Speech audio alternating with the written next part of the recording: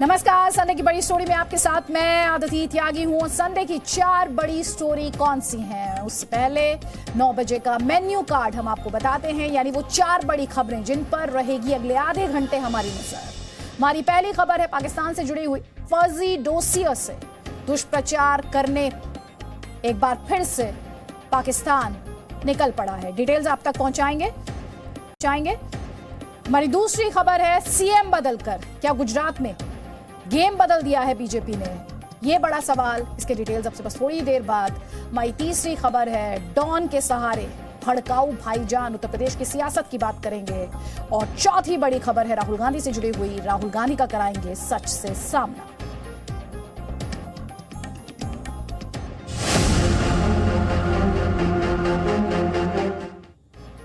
माई Sunday की पहली बड़ी स्टोरी कश्मीर पर पाकिस्तान के नए परपंच से जुड़ी हुई है। झूठ बोलने में चैंपियन पाकिस्तान के विदेश मंत्री शाह महमूद कुरैशी ने अब कश्मीर पर डोसिया वाला प्रोपेगेंडा चलाया। मानवाधिकारों के उल्लंघन के चैंपियन पाकिस्तान ने, सोचने वाली बात है, जो खुद मानवाधिकारों के उल्लंघन के लिए जाना जाता है, उसी पाकिस्तान ने 131 पन्नों के फर्जी डोसियर को सार्वजनिक करके भारत पर बहुत सारे मनगढ़ंत आरोप लगाए हैं। शाह महमूद कुरैशी ने इसके साथ ही जम्मू कश्मीर में आतंकवादियों को, ध्यान से सुनिएगा, आतंकवादियों को स्वतंत्रता सेनानी कहकर उनका महिमा मंडन किया है। आतंकवादियों को पनाह कौन देता है, आतंकियों को ट्रेनिंग कौन देता है और आतंकी सरकार कौन बनाता है? इन सभी सवालों का जवाब पाकिस्तान है। और जो पाकिस्तान ये करता है वो दरअसल भारत पर इस्लामिक स्टेट के आतंकियों को ट्रेनिंग देने का मनगढ़ंत, और उससे ज्यादा कहना चाहिए एक बहुत ही हास्यास्पद आरोप लगा रहा है।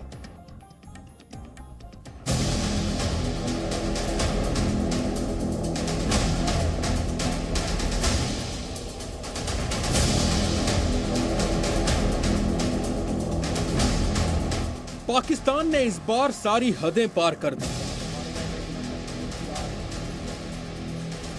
अब की बार कश्मीर पर फर्जी डोजियर तैयार। लिस्ट आपके सामने रखते हैं। अब की बार कश्मीर पर फर्जी डोजियर से दुष्प्रचार कि एक मुस्लिम अक्सरियत इलाके को अकलियत में तब्दील करना, इसमें इसका जिक्र है।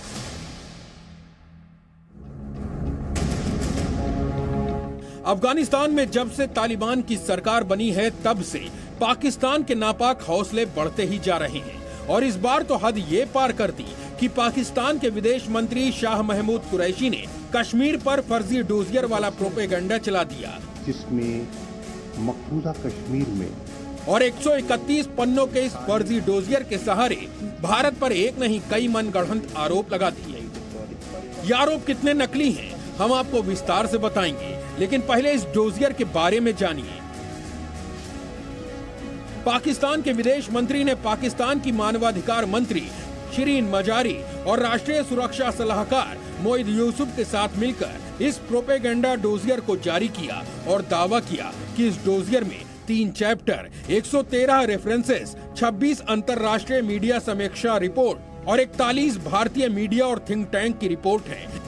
इसके अलावा इस डोजियर में अंतर्राष्ट्रीय मानवाधिकार संगठनों के 32 रेफरेंसेस और पाकिस्तान के 14 रेफरेंसेस भी शामिल हैं, जिसमें कश्मीर में भारत की आक्रामकता और बर्बरता दर्ज है।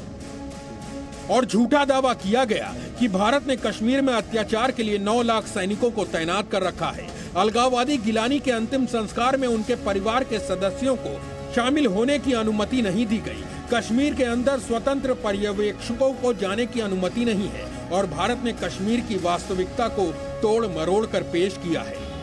कुरैशी ने शायद जम्मू कश्मीर पुलिस का वो वीडियो नहीं देखा जिसमें गिलानी के दोनों बेटों की सहमति से ही उनका अंतिम संस्कार हुआ, लेकिन कुरैशी का झूठ यहाँ तक तो फिर भी बर्दाश्त करने लायक था। इसके बाद उन्होंने ये कहते हुए सीमा लांघ दी कि कश्मीर में सक्रिय आतंकवादी कश्मीर के स्वतंत्रता सेनानी हैं। उनको किस तरह पामाल किया जा रहा है, उनको किस तरह उनकी नफी की जा रही है, और इंटरनेशनल लॉज, ह्यूमैनिटेरियन लॉज और जो अपना डेमोग्राफिक रिस्ट्रक्चरिंग की उनकी मजमून कोशिश है कि एक मुस्लिम अक्सरियत इलाके को अकलियत में तब्दील करना, इसमें इसका जिक्र है। इसके बाद कुरैशी के दुष्प्रचार का अगला चैप्टर और भी ज्यादा फर्जी था, जिस पर पाकिस्तान को छोड़कर पूरी दुनिया को यकीन नहीं। कुरैशी ने कहा, हिंदुस्तान इस्लामिक स्टेट के आतंकवादियों को टेरर की ट्रेनिंग देता है। पिछले 6 सालों में जब से बीजेपी की आरएसएस हिंदुत्व सोच की सरकार दिल्ली पर काबिज हुई है, इसने एक नई शिद्दत अख्तियार कर ली है और आप देख रहे हैं कि वायलेशंस में मुसलसल इजाफा होता चला जा रहा है। कुरैशी को याद दिलाना होगा कि आतंकी संगठन तालिबान पाकिस्तान का मोहरा है। इस्लामिक स्टेट खुरासान के आतंकियों के साथ मिलकर आईएसआई भारत के खिलाफ साजिश रच रही है। हक्कानी आईएसआई का प्यादा है। जैश और लश्कर के सरगना हाफिज सईद और मसूद अजहर पाकिस्तान की पनाह में छिपे बैठे हैं और दुनिया में कहीं भी हमला होता है तो उसका पाकिस्तान से कनेक्शन जरूर निकलता है। पाकिस्तान तो तालिबान को भी कहता है फ्रीडम फाइटर है, आतंकी नहीं है। कोई भी आप आतंकी संगठन ले लो, वो अपने को फ्रीडम फाइटर ही तो कहते हैं। तो ये बात भी दुनिया को क्लियर कट पता है। तो कुरैशी साहब का ये बोल के कि फ्रीडम फाइटर्स हैं, वो सबको पता है। जिन आतंकियों को तुम गन्स देके, ट्रेनिंग देके, जिहाद का पॉइजन दिमाग में भर के भारत की तरफ भेज रहे हो, तुम उनको भी तो ये बोल रहे हो जाओ जिहाद करो, फ्रीडम लाओ, फ्रीडम लाओ। तो वो तो है फ्रीडम फाइटर, हम मानते हैं, पर वो है टेररिस्ट असल में। वैसे पाकिस्तान के नापाक हौसले अफगानिस्तान में तालिबान की सरकार के बनने के बाद कुछ ज्यादा ही बढ़ चुके हैं। पाकिस्तान को लगता है कि वो तालिबान के सहारे कश्मीर को पाने का ख्वाब पूरा कर लेगा, दुष्प्रचार के जरिए कश्मीर पर दुनिया को बरगला पाएगा। तो यकीन माने इमरान खान और भरोसा रखें बाजुआ, पाकिस्तान बहुत बड़ी गलतफहमी में जी रहा है। भारत न सिर्फ इस प्रोपेगेंडा पर कूटनीतिक स्ट्राइक करेगा, बल्कि अब पीओके वापस पाने का लक्ष्य भी जल्द पूरा होगा। मनीष शुक्ला, जी मीडिया, दिल्ली।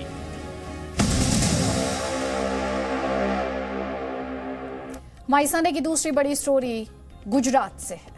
विजय रूपाणी के सीएम पद से इस्तीफा देने के बाद गुजरात में नए सीएम को लेकर पिछले 24 घंटे से जो सस्पेंस बरकरार था, बीजेपी ने उस सस्पेंस पर भूपेंद्र पटेल के नाम के ऐलान के साथ विराम लगा दिया। आखिर कौन है भूपेंद्र पटेल, जिन पर बीजेपी ने विधानसभा चुनाव को लेकर अपना सबसे बड़ा दांव चला है, और क्या सीएम बदलकर बीजेपी ने अपना सियासी गेम बदल लिया?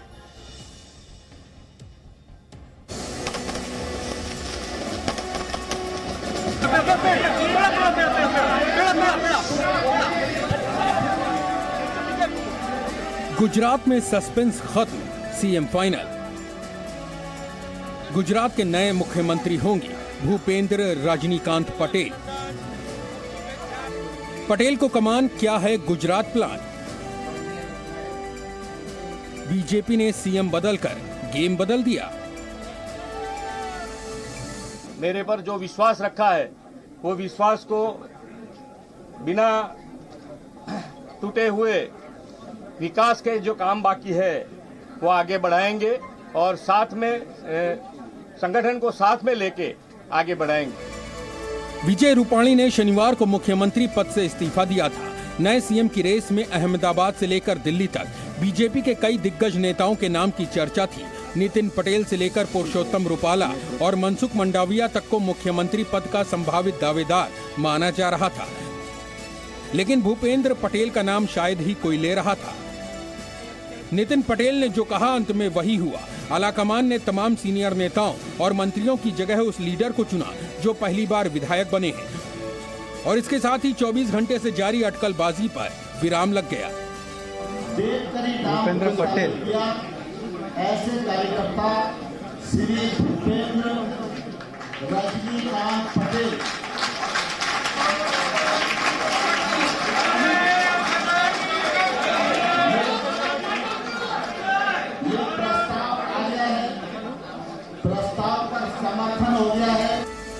नए मुख्यमंत्री के चुनाव के लिए दिल्ली से बीजेपी के 3 पर्यवेक्षक केंद्रीय मंत्री नरेंद्र सिंह तोमर, प्रहलाद जोशी और तरुण चुग गांधीनगर में मौजूद थे। निवर्तमान सीएम विजय रूपाणी ने भूपेंद्र पटेल के नाम का प्रस्ताव रखा, जिसे सबने स्वीकार किया। नरेंद्र सिंह तोमर ने जब भूपेंद्र पटेल के नाम का ऐलान किया तो लोग चौंक गए। गुजरात के नए मुख्यमंत्री भूपेंद्र पटेल घाटलोडिया विधानसभा क्षेत्र से विधायक हैं। इसी सीट से गुजरात की पूर्व सीएम आनंदीबेन पटेल चुनाव जीतती रही हैं। आनंदीबेन के राज्यपाल बनने के बाद भूपेंद्र पटेल इस सीट से चुनाव लड़े और 1 लाख से अधिक वोट से जीत हासिल की।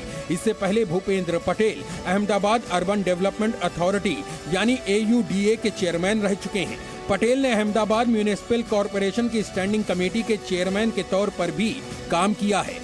भूपेंद्र पटेल पेशे से इंजीनियर हैं और पार्टी संगठन पर उनकी मजबूत पकड़ रही है। लेकिन अब सवाल ये है कि गुजरात में विधानसभा चुनाव के करीब 1.25 साल पहले बीजेपी ने आखिर सीएम बदलकर कौन सा गेम बदलने की कोशिश की, तो इसका जवाब ऐसे समझिए।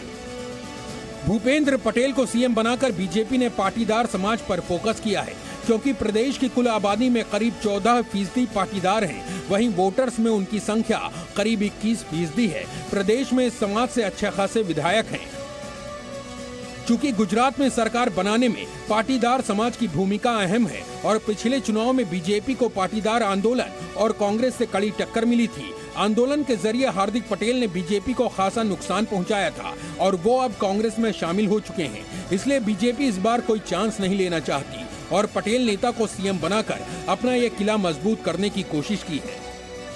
आने वाले समय में जिन भी राज्यों में चुनाव होने वाले हैं, बीजेपी वहां एक नई रणनीति के तहत काम कर रही है। अगर उन राज्यों में मुख्यमंत्री के खिलाफ असंतोष है यानी एंटी इनकम्बेंसी है, तो उस मुख्यमंत्री को हटाकर नए चेहरे को देना यानी एंटी इनकम्बेंसी को खत्म करना या फिर कम करना, ये नई रणनीति है। चाहे वो उत्तराखंड में देख लीजिए, चाहे कर्नाटक में देख लीजिए या फिर आज गुजरात में आपने देखा है। कुल मिलाजुलाकर ये नई रणनीति है बीजेपी की कि मुख्यमंत्री को बदलो, चेहरा बदलो और असंतोष को कम करो। लेकिन ये स्ट्रेटजी कब सक्सेसफुल होगी, इसको देखने के लिए आपको आने वाले उत्तराखंड चुनाव, कर्नाटक चुनाव और गुजरात चुनाव का इंतजार करना होगा।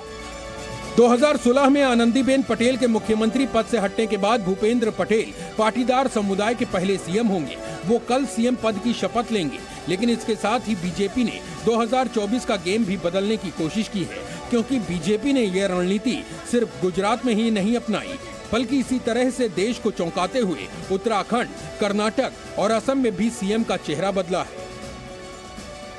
2014 से लेकर अब तक प्रधानमंत्री मोदी अपने चौंकाने वाले फैसलों के लिए जाने जा रहे हैं और ये उनका ट्रैक रिकॉर्ड आज भी जारी है। चाहे गुजरात के मुख्यमंत्री के नाम का फैसला हो या फिर भारत के राष्ट्रपति के चयन का और उनके नाम का फैसला हो या फिर अपने मंत्रिमंडल के सहयोगियों के चयन का मामला हो, ये लीकेज फ्री होता है। किसी को पता तक नहीं चलता है, कानों कान खबर नहीं होती है और ऐसे नाम आते हैं जो आपको नहीं, हमको नहीं, पूरी दुनिया को चौंका जाती है। रवि त्रिपाठी, जी मीडिया, दिल्ली। हमारी संडे की अगली बड़ी स्टोरी यूपी के उस डॉन से जुड़ी है जिस पर उत्तर प्रदेश में हत्या की कोशिश, अपहरण, रंगदारी और दंगे जैसे संगीन मामले। लेकिन ओम प्रकाश राजभर और ओवैसी जैसे नेता मुस्लिम वोटों के लिए उसी कुख्यात अपराधी को गरीबों का मसीहा, गरीबों का रॉबिन हुड कहकर महिमा मंडित कर रहे हैं। जी हां, हम बात कर रहे हैं मुख्तार अंसारी की, जिसके लिए यूपी के चुनाव में राजभर और ओवैसी ने अपने सियासी दरवाजे खोल दिए।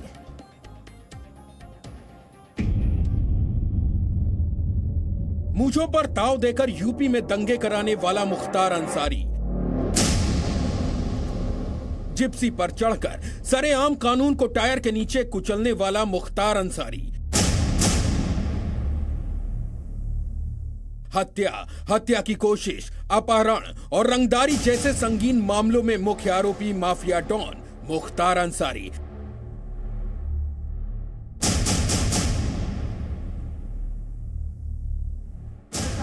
जिसके आतंक से एक समय उत्तर प्रदेश की जनता त्राहिमाम करती थी, जो इस वक्त इन्हीं अपराधों के चलते बांदा जेल में महीनों से बंद है। लेकिन आज वही मुख्तार अंसारी यूपी के चुनाव में गरीबों का मसीहा कहलाया जाने लगा।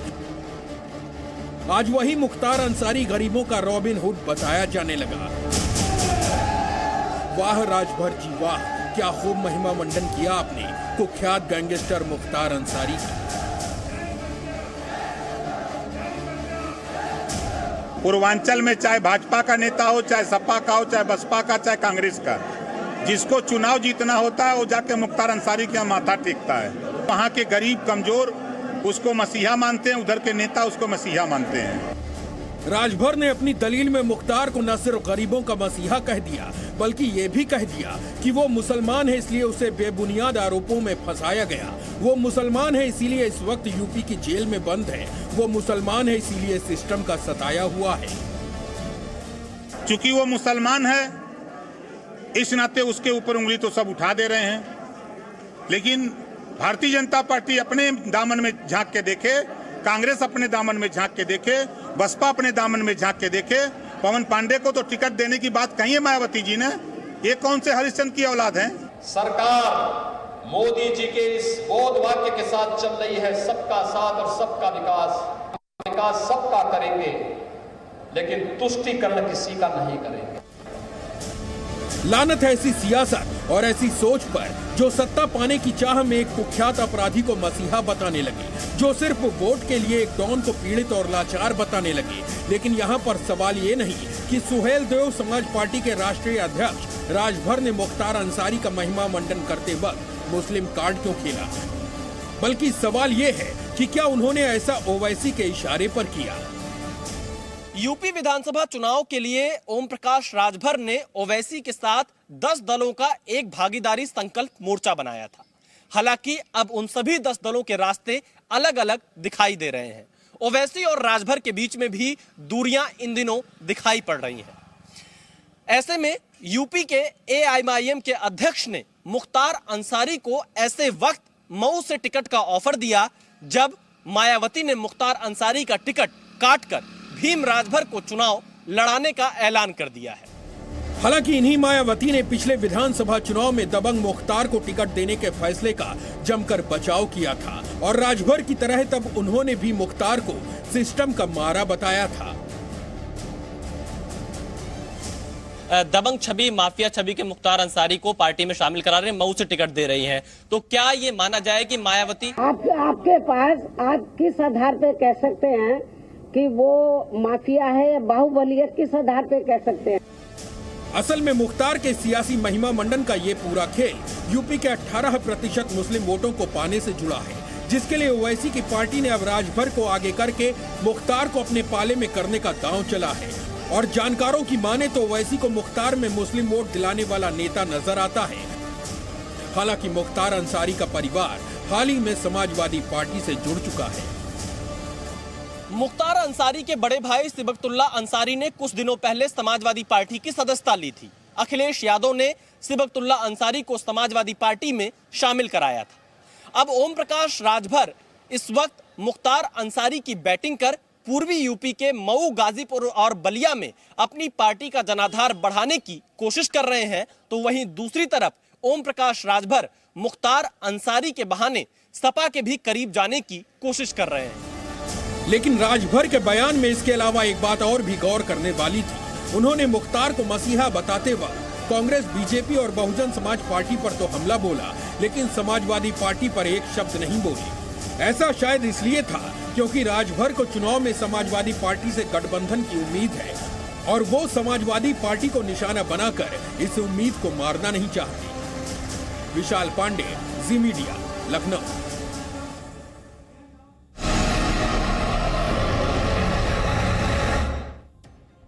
संडे की अगली स्टोरी वायनाड से। कांग्रेस सांसद राहुल गांधी के मीडिया पर लगाए गए अजीबोगरीब आरोपों से जुड़ी है।